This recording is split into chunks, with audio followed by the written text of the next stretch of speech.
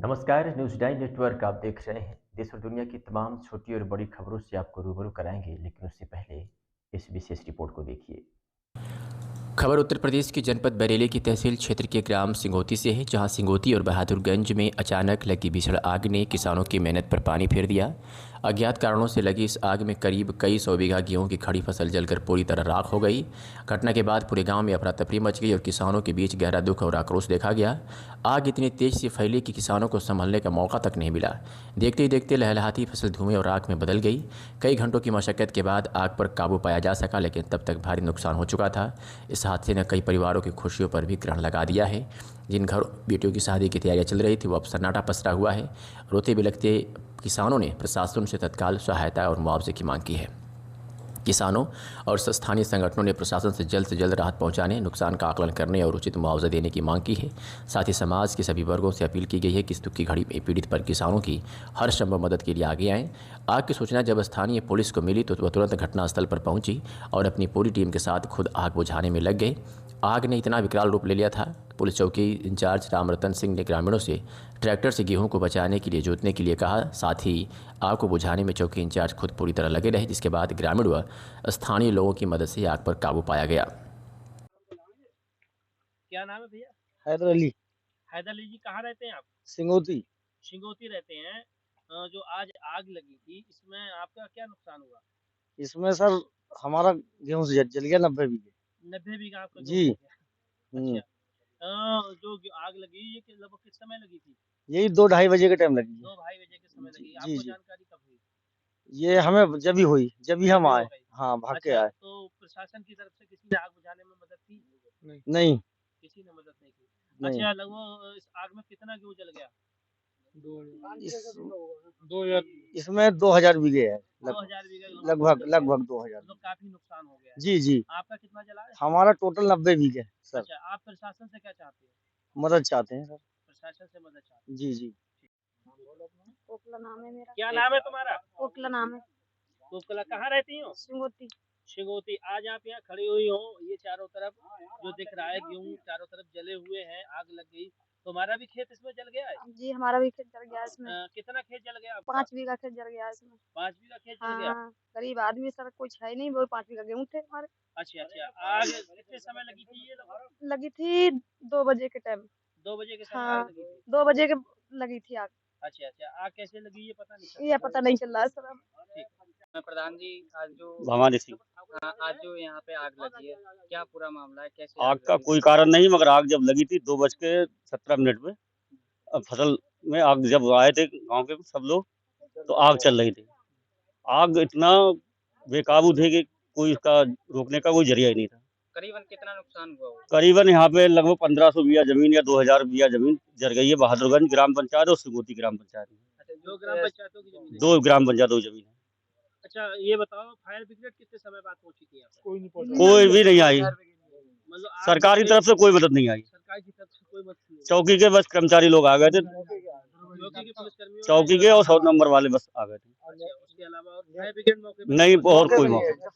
समाप्त हो गया सब। अच्छा, जब उसके आग बाद बुझ गई जब नेपाल आए। ने सर्वे मुआयना वगैरह हाँ, नेकपाल भी आए थे और तहसीलदार भी साहब आए थे। जय जवान जय किसान, जय जवान जय किसान। जी, क्या नाम है आपका? मेरा इरशाद अहमद, प्रदेश सचिव भारतीय किसान यूनियन भानु। आज यहाँ सिंगोती पहुँचे हैं, तो यहाँ पे किसानों का भारी नुकसान हुआ है, तो क्या क्या मांगे हैं? हमारी मांग ये है कि किसानों का ये हजारों बीघा के हिसाब से ये फसल नष्ट हुई है और किसान जैसे तैसे करके अपनी फसल उगाता है, कुछ ब्याज लेता है, कुछ उधार करता है, कुछ कुछ करता है। और फैक्ट्री जो है 144 करोड़ रुपए किसान का दबा हुए बैठी हुई है और वो पैसा नहीं दे रही है। अब किसान बहुत मजबूर है, उधार उधार खाद लेता है, उधार बीज लेता है, सब चीज करके वो अपनी खेती उगाता है, वो भी उसकी सब जल कर राख हो गई। अब मेरा जो है माननीय योगी जी से अनुरोध है, जिसका जितना नुकसान हुआ है उस तरीके से उसको मुआवजा दिया जाए और तत्काल में मुआवजा दिया जाए, ताकि उनके बच्चों का भविष्य सुधर जाए और जो इनके ऊपर जो कर्जे की मार है वो दूर हो सके। और क्या मदद लेना है? मदद ये लेना चाहते हैं कि जैसे कि किसान का जो भविष्य में ये इस टाइम जो नुकसान हुआ है और जो बच्चों की पढ़ाई लिखाई जो इससे जो पैदा करता है, बच्चों की शादी ब्याह करता है, बीमारी है, दुख तकलीफ है, फसल किसान इसलिए उगाता है ताकि जो है इससे अपना वो घर चला सके, परिवार चला सके, वो भी उसका सारा नष्ट हो गया है। अब जो है किसान भुखमरी के कगार पे आ गया। अब वो किसान क्या करेगा, उसकी फसल तो नष्ट हो गई। हाँ भैया। मेरा नाम अनुज ठाकुर है, प्रदेश प्रदेश अध्यक्ष हूँ तराई क्षेत्र से युवा का, भारतीय किसान यूनियन भानु से। आज यहाँ तहसील बैड़ी में बहादुरगंज क्षेत्र पड़ता है, सिंगोती ग्राम और बहादुरगंज के बीच में हजारों बीघों से ऊपर यहाँ फसल नष्ट हो गई है, जल की राख हो गई है। जलने की एक कारण होगा, जली कैसे, इस चीज की जांच होनी चाहिए। दूसरी चीज ये है, किसान 6 महीने अपनी मेहनत का मेहनत पैसा लगा के, कर्जा लेके पैसा लगाता है, 6 महीने इंतजार करता है। उसके कितने सपने थे, बेटी की शादी थी, बच्चों की फीस भरनी थी, वो उसके सब दफन इसी में हो गए। आज ये देख रहे हो हमारे हाथों में ये बाली है काली बिल्कुल। जो हम शासन प्रशासन से मांग करते हैं, इनका 3 दिन के अंदर जांच करके किसका कितना खेत जला है और कितना नुकसान हुआ है, उसकी जांच करके उनको मुआवजा दिया जाए। अगर ऐसा नहीं होता है, 3 दिन के अंदर अगर ऐसा नहीं होता है, तो भारतीय किसान यूनियन आंदोलन करेगी और सड़कों पर आंदोलन करेगी।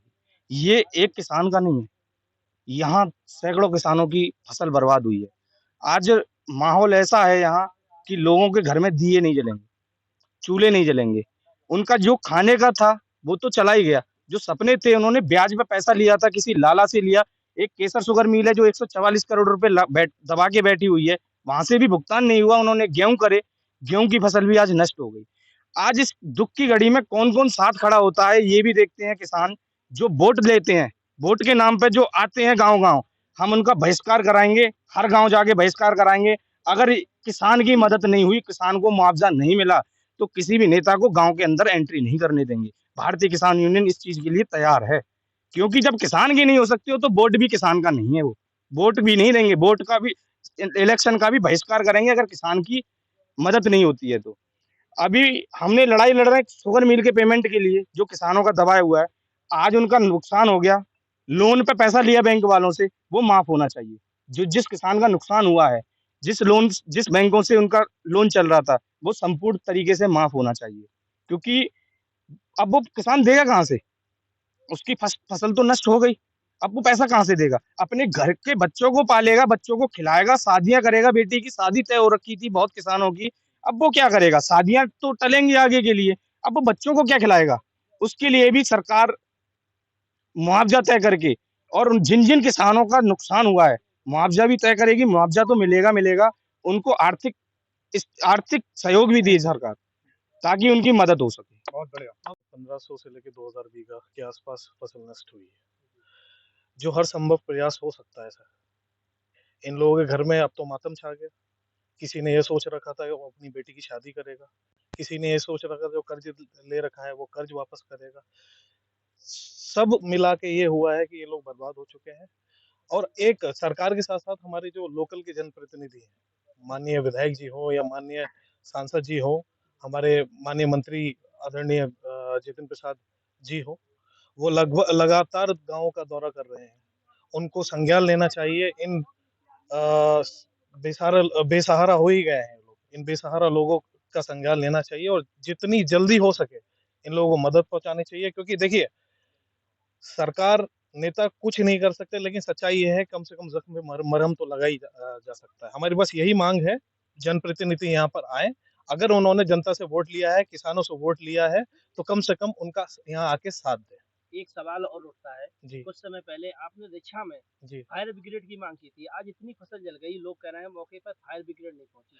उस विषय में क्या कहना चाहिए? उस विषय में मैं ये कहना चाहूंगा, सरकार द्वारा फायर ब्रिगेड का जो व्यवस्था थी वो अप्रूव कर दी गई है, लेकिन जगह ना मिलने के कारण अभी प्रोजेक्ट जो है बिल्कुल लटका हुआ है। आपको नहीं लगता अधिकारी देर कर रहे हैं? अधिकारियों को इस विषय पे जोड़ना चाहिए, क्या भविष्य का इंतजार कर रहे हैं कि आगे और ऐसा नुकसान हो? माननीय डीएम, अगर पास में फायर ब्रिगेड होती, क्या पास में आ नहीं सकती थी? ये बिल्कुल सच्चाई है कि हमारे जो बेहड़ी फायर ब्रिगेड है, अगर कोई हादसा इस साइड हो जाता है तो रेलवे क्रॉसिंग क्रॉस करने में ही उनको इतना टाइम लग जाता है कि यहाँ जो हादसा जहाँ हुआ होता है वहाँ टाइम से नहीं पहुँच पाते हैं। बीच में आदरणीय डीएम साहब द्वारा दमखोदा में जगह जांच कराई गई थी, उसका क्या हुआ ये हम लोगों को भी नहीं मालूम है। लेकिन हाँ, इतना जरूर कहना चाहेंगे कि हमारा जो प्रयास था, हम लोगों ने, जो प्रशासन में लोग बैठे हुए हैं, हमारे राइस मिल एसोसिएशन के अध्यक्ष रहे हैं, या हम लोगों ने हमने पुरजोर कोशिश करी कि वहां पर दमखोदा ब्लॉक में एक फायर ब्रिगेड आ जाए, लेकिन अभी डिले किस बात का है ये प्रशासन के लोग ही बता पाएंगे।